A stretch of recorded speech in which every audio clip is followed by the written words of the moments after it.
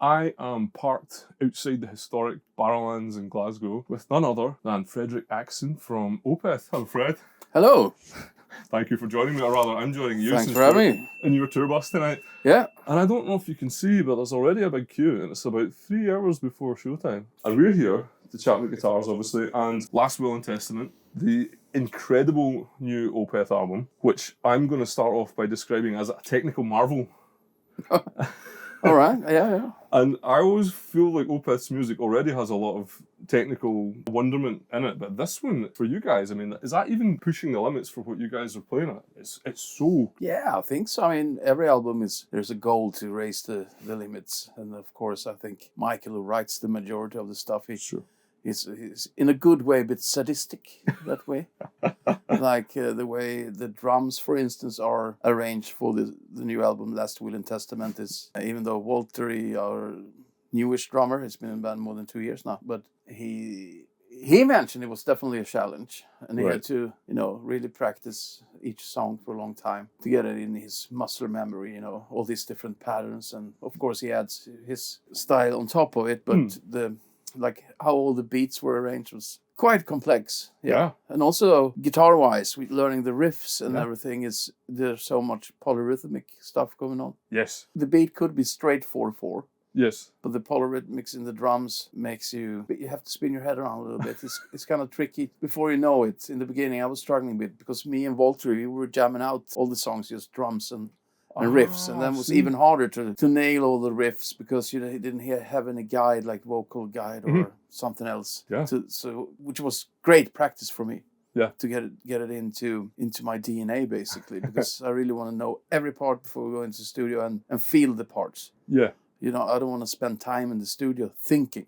Yes, exactly. You want to focus on dialing in tones and getting the feel right. And so it's nice to be well prepared. I suppose you can't really be prepared enough when the music is as complex as that. So you were talking about doing a lot of practice. That was actually something I was going to come to later, because you're such an exceptional player and Opeth are such a technical band. I thought to myself, I mean, is it still a daily thing for you to have a routine of practicing to keep your playing at a certain level? Absolutely, yeah. When I'm home, I always try to learn more, and it's endless. And there are stuff you can get better at. Now, doing a new album is one way, because you kind of design the solos, for instance, after what the background you're going to play on. My goal is to, make every solo different from each other and hopefully elevate the song instead of thinking egocentrical about it. You have to think about something that belongs to the composition. A lot of the solos on the new album are kind of short, so you're a bit stressed because you want to pump in as much information as possible. If I start lingering on the note and like, nice. Oh, I only have like a couple of bars left now. What are you going to do? I think the album is kind of action-packed, and I wanted the solos to be like that also. But still, not just burning scales up and down, but still intricate stuff. Your solos, they are intricate. And what I have increasingly been maybe understanding or getting a feel for is how technically able you are, but also unpredictable. See, if you talk about you get your sustained notes and then you get the kind of flurries of speed. Those flurries never come when I expect them. It's a very unpredictable thing. Is that part of something you were, in the language of the solos, you were trying to kind of pull the rug out from under the listener a wee bit? Yeah, maybe. It all adds up. When we have off times, I tend to, check out different players. I have a friend called Mats. We jam out a lot, and he's more into the jazz stuff. It's more, but he's also like an old metalhead. It's good to have, have these jam sessions with other people that play stuff that you don't know, and that's for me can be developing.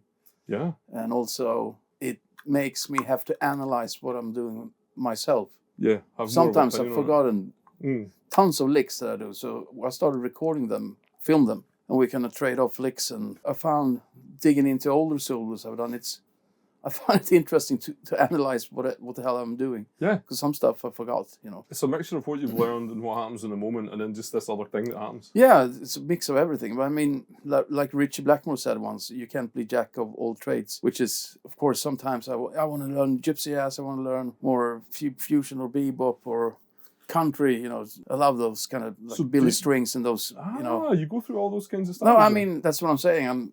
I kind of scrape on the surface. And into it for a while. But if you're going to be a top player, country bluegrass player, you're going to have to do it every day, or a bebop player. I discover stuff and learn a little bit, and then I'm kind of back to my normal heavy metal me, something like that.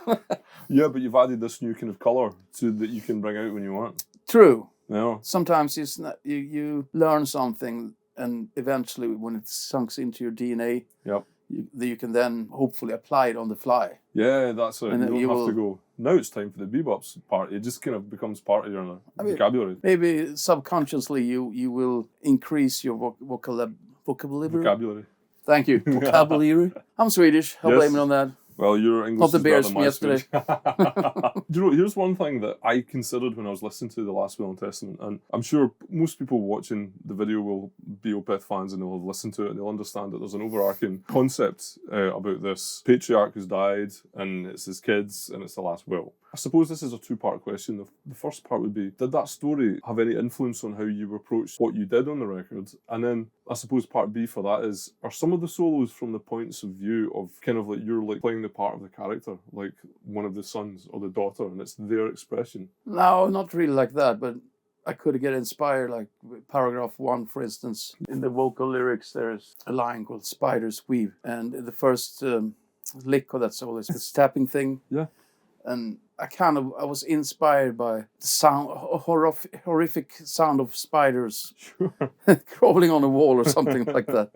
How the hell are you ever going to translate that on the guitar? But right, but it sounds a bit spiderish. Yeah, no, absolutely, that makes a lot of sense. So I mean, and of course, like the last A Story Never Told, the long ballad solo I do, you want to try to create something kind of a bit more emotional and melodic. Because that's the last thing that we hear on the record, isn't it? It is. So that was something I tried. You know, it's important to almost look at the guitar and those type of leads like a vocalist. Yeah, absolutely.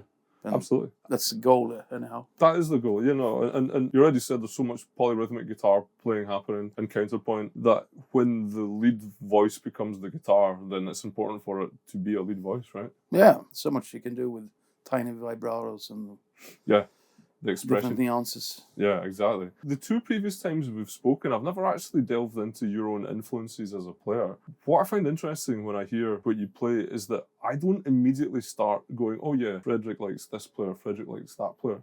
I feel like you've developed your own unique voice, and that's the goal of any guitar player, but there must be influences, and I wonder, are there any influences, guitar players or other types of music, that I might find surprising? Well, there's a lot of influences. When I started out, I was into Ace Frehley and Angus Young, AC/DC. That was like the main inspiration. I wanted to rock. Yes. Anyhow, after that, I saw Michael Schenker play on TV, this big metal show from Dortmund. Oh, nice. From the 80s, maybe 83 or something like that. And it was with all the big bands like had Iron Maiden, Judas Priest, Ozzy Osbourne, early The Flappard, and Michael Schenker. So Michael Schenker was playing the concert Curvariosio. Can't really pronounce it, but it's after Brandy, I think. Okay. And it's an instrumental. He's playing over Courvoisier. like a pad. Yeah. Correct. Yeah. And I was totally blown up by that he can make these crying sounds on the guitar. And that was one super inspiring moment for me to start practicing more. And also when I heard the first Yngwie Malmsteen, his first Rising Force, the very first one with the guitar, the Strat and the lady's guitar in the fire. Not the one where he's defeating the dragon, that came later on, right? That's Trilogy. That's the third one, which is also great. But when I heard that, I was also mind-blowing, you know. And where I grew up, all kids were into that. And of course, you had Eddie Van Halen was a big inspiration, Randy Rhoads, Richie Blackmore, Tony Iommi, Adrian Smith, Dave Murray, Glenn Tipton, Keke Downing, Judas Priest, of course, and Metallica, James Hetfield's rhythm playing. Yeah. Also, Jeff Beck, Frank Marino, big influence. And I was also into like the Shrapnel era a bit, you know, with the first Vinnie Moore, I thought I was fantastic in the Cacophony stuff. And then Razor X, Paul Gilbert was also... Paul Gilbert's early instructional videos, studied them a lot, you know, for technique stuff. Sure. It was great help. Also, Sean Lane. So it's like a who's who of classic shredders, basically. Yeah, I mean, but also like players like Mark Knopfler and David Gilmour. Brilliant, okay. And a lot of different players. Like I listened a bit to Robin Ford when I was very young. Talk to Your Daughter album. I remember listening to that quite a lot. And I try to hang out and play with older people than me. And they got me into more vintage stuff, like a band called Tempest, UK band. Yes. which had Alan Holdsworth in it. Alan Holdsworth. When Alan Holdsworth played a bit more with a rock tone. Okay, before he became a total alien, like next. Yeah, I mean, there's some amazing solos with him with Soft Machine as well. Those live clips, which is just totally ahead of its time. But the cool thing with those, he had more of a rock tone. Than the later album, which is I find very interesting. Sure. I can definitely hear similarity that, or I think Ed Van Halen was to the point influenced by his more like symmetrical scales and stuff like that. That you can hear Ed bring out in some solos. Yeah, you can hear it. Which is brilliant. Now, you mentioned a whole cast of classic rock and hard rock legends, and lots of those legends have recorded at Rockfield Studios. Forgot one, Uli Roth as well. Uli, yes. Very important. Wonderful man. A wonderful human being. That's I interrupted your question now as well. Sorry. It's quite all right. It gives me an opportunity to say anybody who wants to see my interview with Uli John Roth, I'll put a link in the bio. Rockfield Studios in Monmouthshire, where you guys recorded Last Will and Testament. It's kind of one of those amazing historical rock shrines. Yeah. So I suppose my question to you is, what are the benefits and what are the drawbacks of somebody from Sweden coming across to an entirely different country and decamping in rural Monmouthshire to record an album? What are the good bits about that and what are the problems with it? Problems? Yeah. Well, nothing really. I mean, for us, it's the third time going there. Sure. And we feel kind of like a second home there now. Brilliant. Because it's still family run. Mm-hmm. And they came to see us now when we played in Bristol, actually, which was fun. Well, you live on a farm. It's very isolated, no distractions. Right. And a residential studio, so you have your meals there and lots of desserts, pudding and stuff like that. Like, all the good stuff. And I can't really find anything negative about it. I mean, we're not citizens, but we walk into Monmouth town. Mm-hmm. For a local pint, but the local people's always been nice to us. We're pretty adaptable, I would say. So it's just a brilliant place to spend some time and get the creativity going. Definitely, and the rooms are so cool. The Quadrangle studio, just talking about the drums, you have 3 different rooms to choose from, depending on what type of drum sound you would like to have. And, all the Queen stuff was down there, and not all, but the early classic stuff, and like 2-year album with Sabbath, which I love, and of course, not to forget Rush, Hemispheres, and Farewell to Kings in the same studio. It's legendary stuff. And also the last album with Dio, with Heaven and Hell, with Tony Iommi, of course. And it was kind of magic because when we stayed there, they told me that the condo I had was the one Dio stayed in, and the one Michael slept in was the same as Tony Iommi was in, and also Freddie Mercury.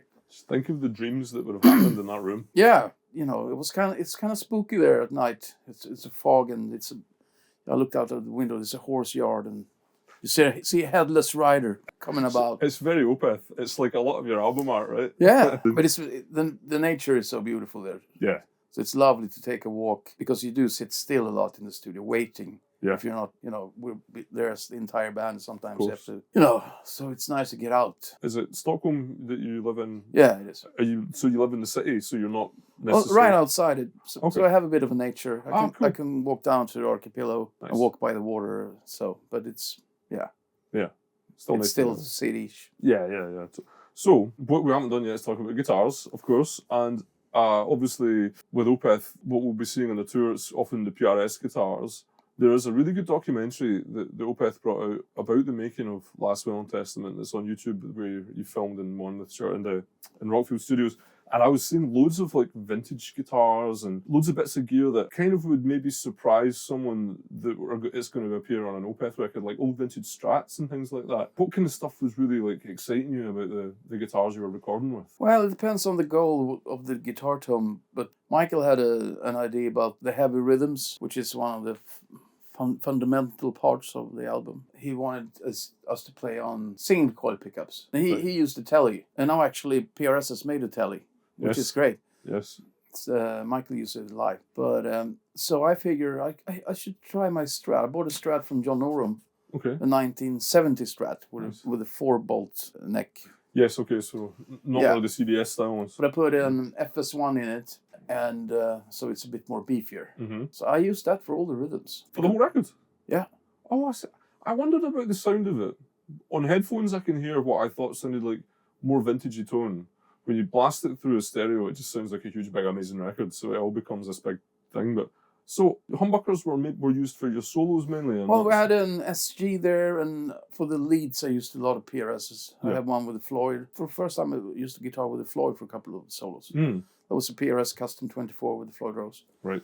And I also used a Tremonti model with a Samuel Duncan Frankenstein Ed Van Halen style pickups. Sure. It was great. Also been using Samuel Duncan's Custom. Okay. No, sorry, Distortion Mayhem, they're called. The Mayhem set. Yeah. Yeah. I really like those. Yep. I use those live a lot now. But anyhow, so the Strat played the main role for the rhythms and for some solos also. Right. Like the ballad solo. Yeah. That's that same Strat. Right, I see. I think it had to do with, we still have a lot of gain. The amp we mainly used was a Friedman BE100. Actual Friedman, not like a plug-in. No, the proper. Actual. Cool. And we had a 4x12 cabinet that we borrowed from Rockfield, an old one from the late 60s that Budgie used on their albums. Excellent. And we had 3 other 4x12s with us. I had a vintage Marshall one, but this Marshall one, it wiped the floor out of all other ones. Yeah. So it's so important when you record what cabinet you're using. It changes everything. Oh, it's massive. But so we use the same cabinet. Usually we try to do overdubs with different cabinets, but this time around we had the Rockfield cabinet for everything. Okay. And we also had sorry to interrupt. No. We had the Marshall, the Studio JTM, the 20-watt Marshall. Yeah. We used that for a couple of clean, like the intro. Michael plays a really beautiful, clean intro to the ballad that was played on that Marshall. And then I had a Marshall Plexi from 1972. Excellent. That I used for solos. Oh, I see. Okay. So the lead tone is totally different. And it's the old Plexi going in through the bass channel. Okay. No bridging over, and it's an old Boss OD1 yellow. Right, yes. So you put level on full and a little bit of gain. A little bit of gain. Basically. Kind of like the Tube Screamer trick, except you're using the Boss one instead. Yeah, exactly. Okay. And something about that tone, it just cuts through everything, the frequency. But I found one from 1978 with the old pin. Nice. The ship with the Japanese ship with 14 pins or 12. I believe there's 3 different type of ships. Yeah. So you want to find the earliest one with the super nerdy, the chrome, the that's screw. What we're here for. Yeah, absolutely. That's the identifier. They're super expensive now. Yes. But so that we used. Okay. Fantastic. And that was actually John Norum who taught me that trick because we jam out sometimes and write some songs together. Brilliant. And he had that with his Marshall, and he's like, "You got to try this. This will." Even though the sound man is shit and you're going to mix your solo low, it will cut through. Nice. I think the same setup Jakey Lee used on Bark at the Moon. Is that right? Plexi and that pedal. And now full circle, Friedman have done a signature amp, which is going to give you that sound, which you guys are also using the Friedman as well. So there's definitely a flavour there. Yeah. Definitely a flavour. One thing I wondered, which a lot of guitarists aren't allowed to do anymore, is volume. It sounds to me, please correct me if I'm wrong, certainly the solo parts sound like you were playing them loud. Is that the case? Did you have the volume in the studio really high? Yeah, I mean, guitar amp is loud. Plexi, right? You Yeah. can't really turn them down. No. The Plexi have everything on... Well, if you're going through the bass channel, you have to go low on the bass, on the EQ. But the rest is pretty much everything on 6, like AC/DC, I heard. Sure. Yeah. I mean, the volume 1 will have a little bit of bleed, even though you don't do the bridge O's. You get... I want to take that up a little bit to get a bit bright... slight bright coloring. Yeah. And the other one, pretty loud, almost full. Yeah. But not really. It's something like that. You have to find a balance. You know, we have plugins these days and digital amps, and they all sound nice. A lot of guitarists don't really even get the opportunity to be loud anymore. And there's something about the kind of reactivity. See when the guitar's sitting in your lap and the volume is monstrous, even if it's in another room. Yeah. There's a really reactive kind of thing that happens with the frequencies. And I feel like I can hear that happening in the record. There's this kind of liveness. Oh, nice. Yeah. You know what I mean? Yeah, it was very loud in that room. When you take a typical solo, and they're all different, but I feel like I kind of can recognise a sort of style. Your note choices and your phrasing that happens, it reminds me of quite often of a classical violinist. Are you someone who's into classical music, and would that be something that would play into your influences? Actually, I played violin before I started playing guitar. I was playing this Japanese Suzuki method when I was a kid, which had a lot to do with ear training. Okay. So you played Twinkle Little Star with in 16 different rhythmical variations, basically, and so forth. Right. But I wasn't totally into it. But I remember I played some Vivaldi stuff. This was probably when I was 8, 9. Then I started getting into hard rock and metal music. I wanted to rock. Of course, of course. But I do always appreciate classical music, and I listen a lot to it. And one of my heroes is Paganini. Mm-hmm. And I learned a couple of things that I do as a warm-up routine that are very demanding playing. Yeah. I mean, playing melodies fast is so much more difficult than playing scales fast. That's a good idea. If you're learning to play, you may as well play something that has melodic value rather than just an exercise. Oh yeah, it's more enjoyable to listen to and more demanding. And it's actual music, yeah. Like the 16 Capriccio from the Capriccios by Paganini. Yeah. It has some really big interval jumps, which is good for the coordination. Like, if I haven't played in a couple of days and we've been traveling, yeah, I always get a bit stressed before doing a show, and I need to warm up. And playing those pieces really slowly, right, so you nail every note and get a clear tone. Gets you there. It's a good warm up. That would be like, again, please correct me if I'm wrong. I'm thinking, is it chapter 3? It's either 3 or 5 has a solo that has quite a lot of back and forth kind of intervallic stuff. Oh yeah. It's number 3, I think, isn't it? Yeah, we played tonight. That solo is tricky actually, but I started using hybrid picking on it. You're gonna go with your fingers too? Yeah, I'm going with this finger. Okay, just to get the extra notes in as well.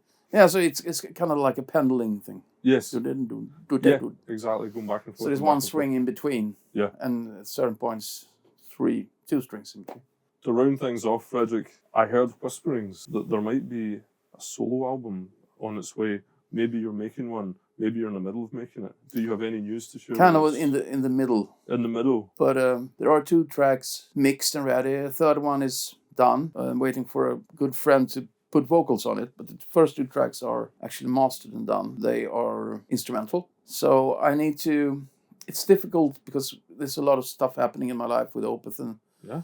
I also played on some Ghosts albums and doing sessions with those guys. But as soon as we have next gap, I'm going to have to try to just write the rest of it. I need 6 more songs.